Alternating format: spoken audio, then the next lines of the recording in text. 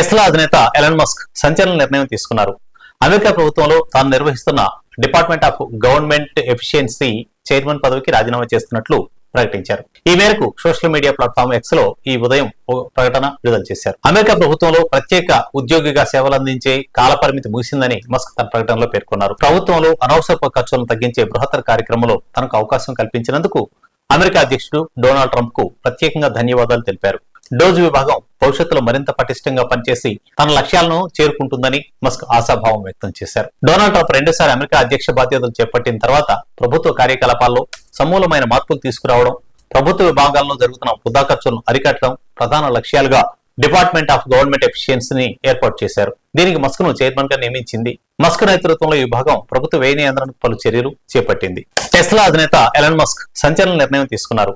America ప్రభుత్వంలో తాను నిర్వహిస్తున్న department of government efficiency chairman పదవికి రాజీనామా చేస్తున్నట్లు ప్రకటించారు. ఈ మేరకు సోషల్ మీడియా ప్లాట్ఫామ్ ఎక్స్ లో ఈ ఉదయం ఓ ప్రకటన విడుదల చేశారు. అమెరికా ప్రభుత్వంలో ప్రత్యేక ఉద్యోగిగా సేవలందించే కాలపరిమితి ముగిసిందని మస్క్ తన ప్రకటనలో పేర్కొన్నారు. ప్రభుత్వంలో అనవసరపు ఖర్చులను తగ్గించే బృహత్తర కార్యక్రమంలో తనకు అవకాశం కల్పించినందుకు అమెరికా అధ్యక్షుడు డొనాల్డ్ ట్రంప్ కు ప్రత్యేకంగా ధన్యవాదాలు తెలిపారు.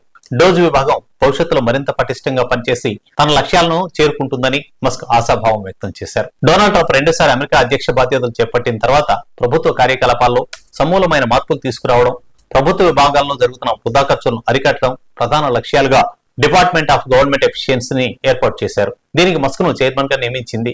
మస్క్ నేతృత్వంలో ఈ విభాగం ప్రభుత్వ వ్యయ నియంత్రణకు పలు చర్యలు చేపట్టింది.